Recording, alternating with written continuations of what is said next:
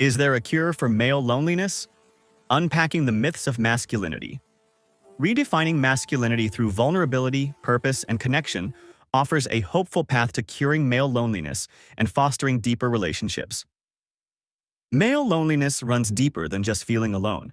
Many men find it difficult to make close connections because they are imprisoned by out-of-date concepts of masculinity. Be strong, don't cry, handle it alone, be a man. Such fallacies are not only harmful but also separate people from each other. However, is there any possibility for change? Could we rewrite the story and heal men's loneliness? Stoicism is often misunderstood as a negative philosophy. Today, people fail to understand that it is not about being unemotional or avoiding expressing one's feelings in difficult situations. Many people use this distortion of Stoicism as a guide for how a real man should behave. Be strong, keep your emotions to yourself, and do not express them.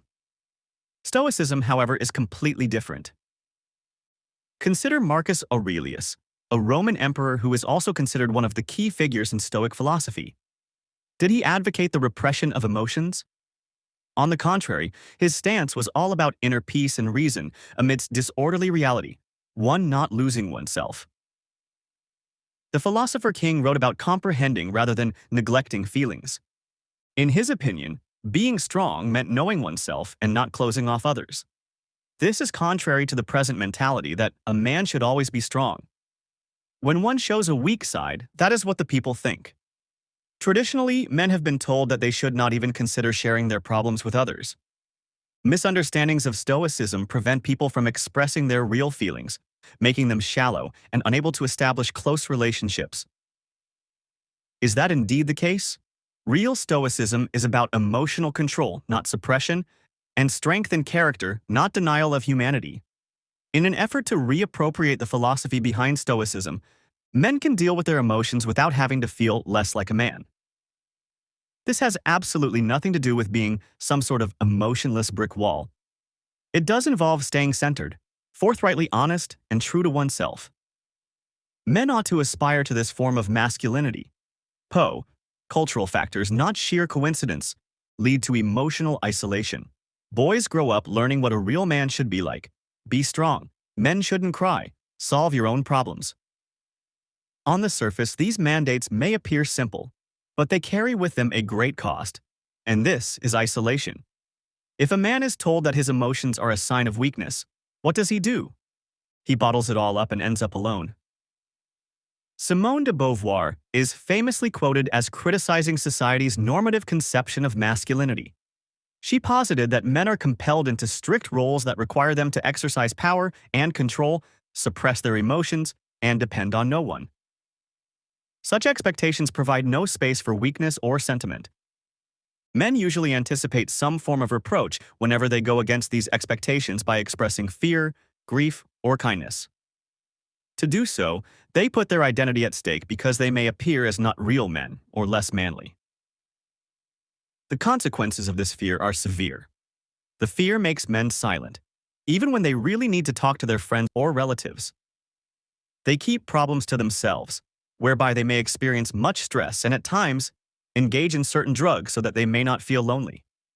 Instead of seeking help, they isolate themselves more. There is a way out of this, nevertheless.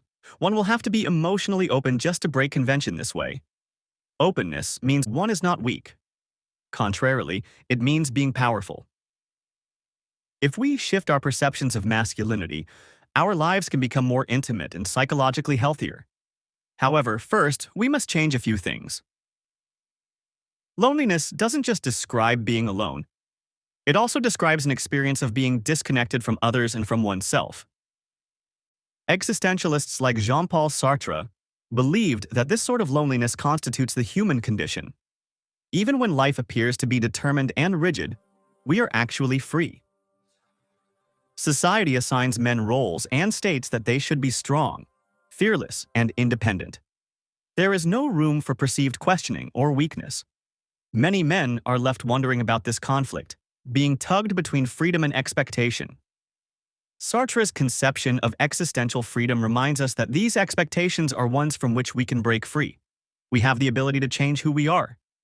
Nevertheless, being coerced to conform to strict masculine norms robs men of this liberty. They feel constrained and have to act like somebody else. As a result, they experience an intense existential loneliness, believing that they are alone in this world. Is there any hope? Men have the capacity to gain freedom. When they challenge these cultural requirements, they can be who they really are. Being open becomes an advantage, not a weakness. Relationships are real, not pretended. Escaping from such roles is freedom and progress in creating true connections with others. Loneliness goes away as soon as you take back your freedom. Friendship has to be one of the more pleasant gifts of all the big things in life. Yet, for so many men, it's a pretty shallow well. Modern notions of masculinity tend to value competition over connection. It pushes deep friendships aside, resulting in loneliness and unfulfillment for men. Aristotle's perspective was different. For him, friendship was not an extra, but essential to a good life. Aristotle described three types of friends: utility, pleasure, and virtue. Utility friendships are practical. Most coworkers get along because they work together. Pleasure friendships end with shared enjoyment, buddies who watch the game together. But virtuous friendships are the really good stuff. They depend on mutual respect, appreciation of values, and a desire to grow together. Rarely does modern masculinity foster such deep bonds. Men shy away from vulnerability, fearing it will make them appear weak. Relationships stay superficial, based on activities rather than emotions. The result? Loneliness creeps in, even among friends. However, Aristotle's wisdom points out another direction. It is the nurturing of virtuous friendships based on confidence, honesty, and mutual encouragement that releases men from their isolation. Such bonds are lifelines more than camaraderie. They allow for growth, understanding, and true belonging. In a world of competition, choosing a connection is revolutionary. Feminism isn't about empowering women alone. It's about freeing everybody from their roles, even men. Toxic masculinity hurts nobody more than men themselves. These are rules of dominance that lock a man out from himself. They get pegged into this script of performance based on power rather than connections. Very little space for vulnerability, for love, even. Philosophy and feminism contest this and releases a man. Consider the iconic feminist bell hooks, whose life and work questioned how we feel love and build community. According to her, patriarchy locked men away by separating them from their feelings. Their way to tenderness was suppressed and vulnerable. Their deep and meaningful relations were robbed. Hooks lets us know that patriarchy ultimately hurts women. It even keeps men in loneliness and disconnection from others. Modern social movements are taking this to heart. Initiatives such as #Men2 or campaigns building mental health awareness encourage men to open up, seek support, and be emotionally honest. They challenge the outmoded belief that being strong means being silent. Vulnerability isn't weakness, just connection. Emotional openness isn't a threat, it's a gift. Feminism isn't the enemy of masculinity. It's the path to a fuller, more connected life. It's time to reimagine what it means to be a man. Male loneliness isn't inevitable. It's the product of outdated cultural norms that discourage connection and emotional expression. We can build a new masculinity rooted in purpose, vulnerability, and deep connection. It begins with reimagining how we approach life and connection. Probably the most powerful lesson along these lines comes from Viktor Frankl's logotherapy. Frankl argued that the way out of life's struggles is to find meaning in the struggle itself. For men, this could mean a shift away from trying to prove masculinity and toward meaningful connections. Instead of asking, "Am I strong enough?" the question becomes, "Am I present enough for the people I care about?" Practical steps make this shift possible. Begin to redefine vulnerability. Instead of keeping your friends and loved ones locked down, it's a good idea to let them in on struggles that have been weighing heavy.